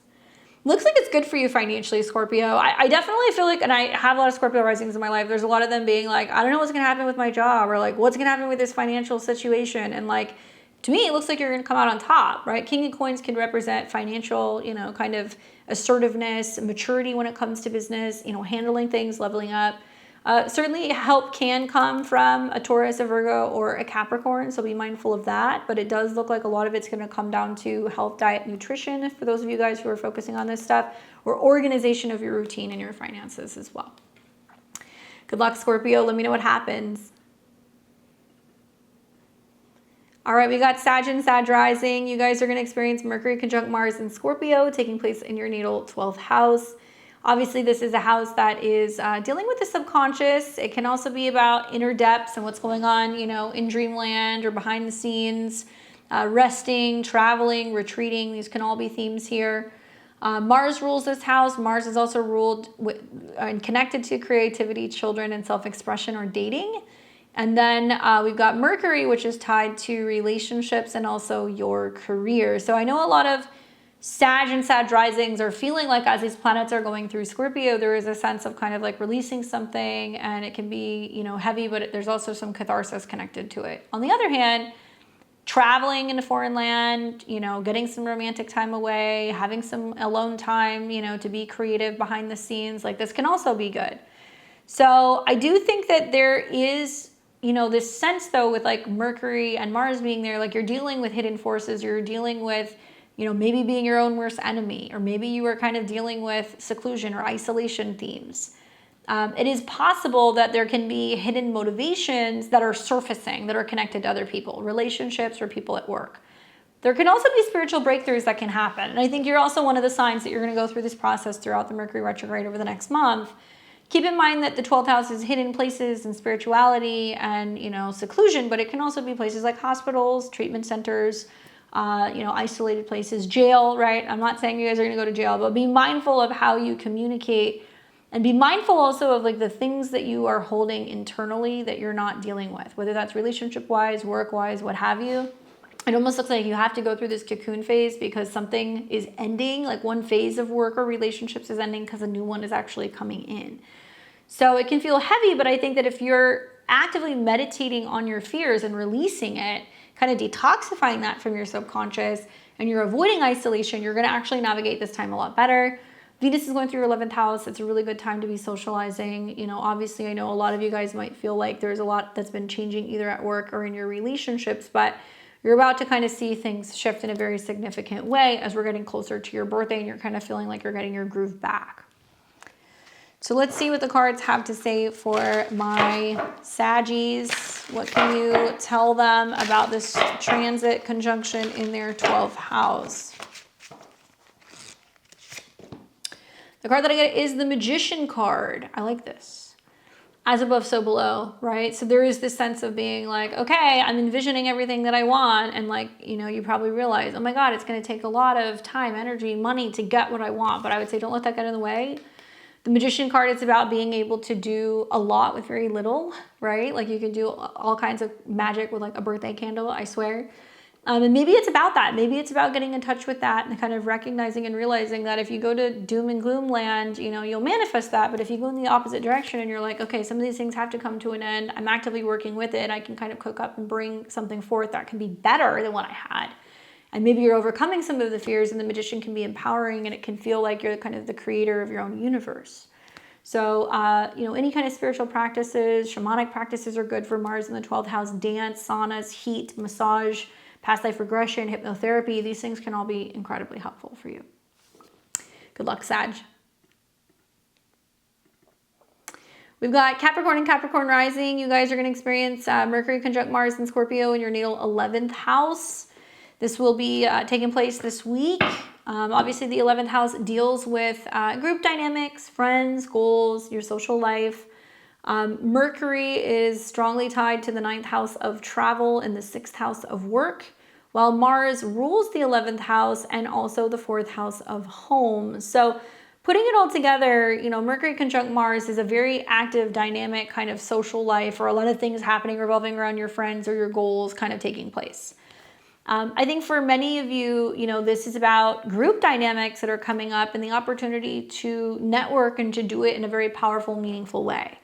Yes, there can be intensity with friends. There may be some friends that are really impulsive or they're acting really extreme, or maybe you might have to confront somebody about something, especially if it's like a friend from the past. But it could also mean somebody comes in and they can kind of breathe new kind of like life into your goals, and you're around movers and shakers and people who make you feel more inspired to make changes with where you're living, right? How you're living, how you're working, where you're traveling to.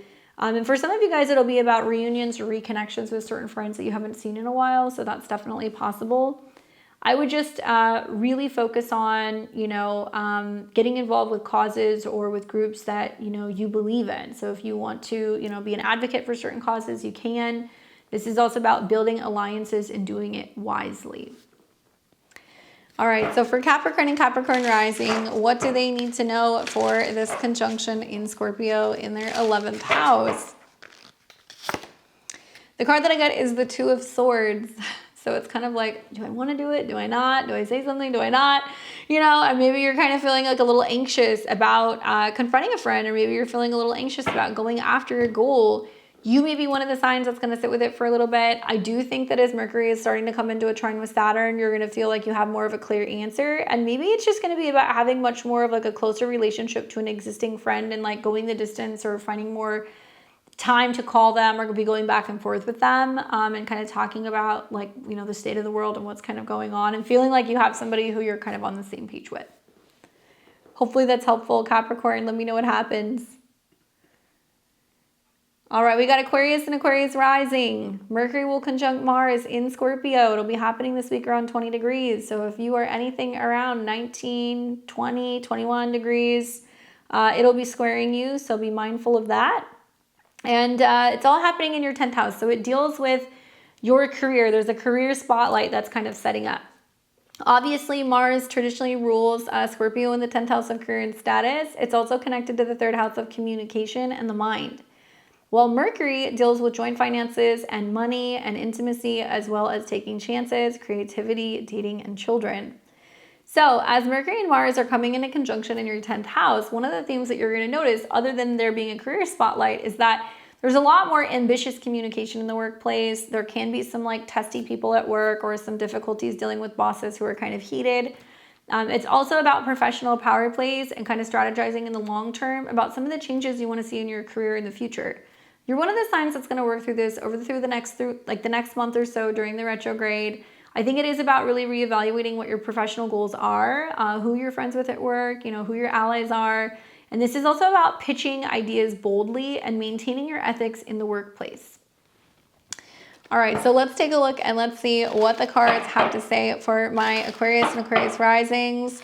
I think there's going to be a lot of changes at work with Mercury retrograde here. I think a lot of you guys are going to hear that there are certain changes going on with management, or that there could be changes going on within companies. Maybe you get an email, or you're talking about going back to an old job, or you're renegotiating a salary or a position. Ooh, this is the card that jumped up. You got the Page of Swords, which is cool because this is being an air sign. The first new ideas, the beginning ideas, right, of kind of pitching something or feeling something out. So maybe it's like a new department at work. Maybe it's about going in a new direction in terms of your career. Maybe there's an email, a meeting, or like a preliminary kind of conversation about what the future holds. And you feel like you want to lead the way when it comes to bringing about this change.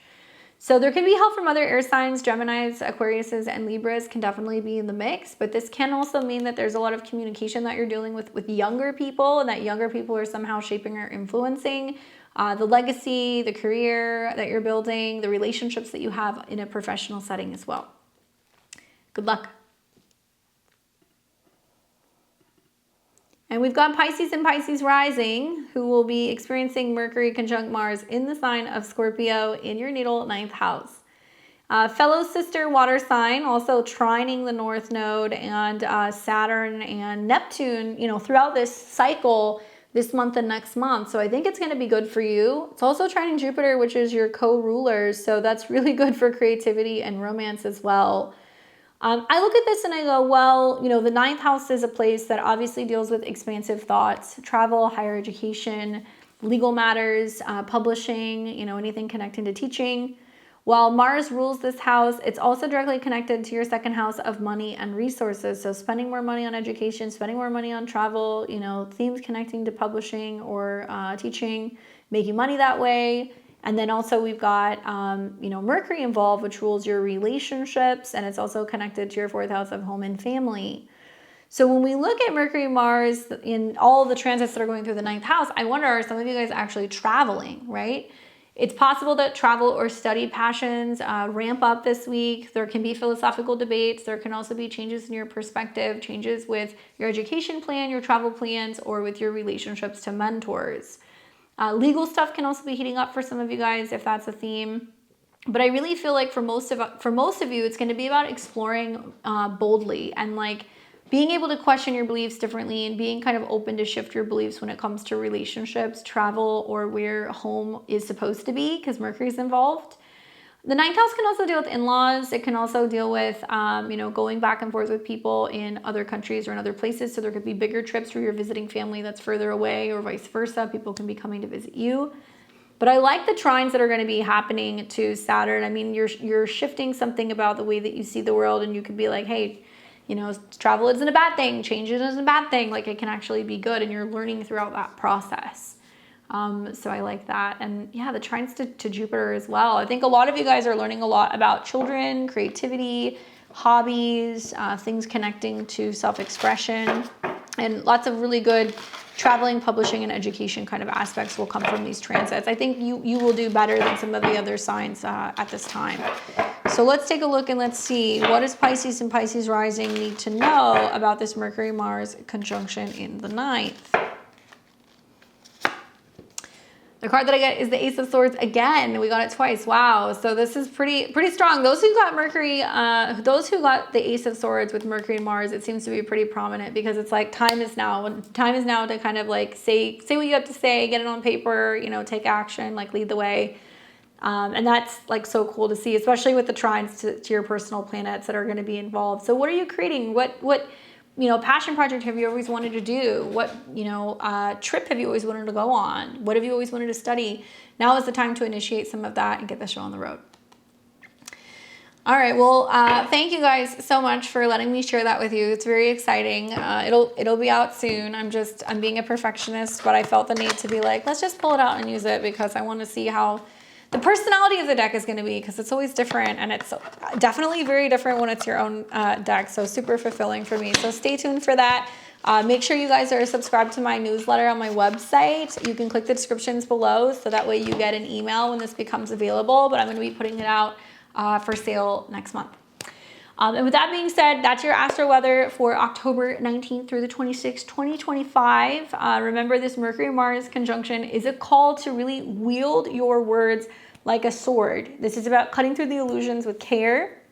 And if this video resonated with you, please hit that like button. Make sure you subscribe. Stay around a while. We have fun here. We're here a couple times a week. So subscribe if you want to see more of my videos.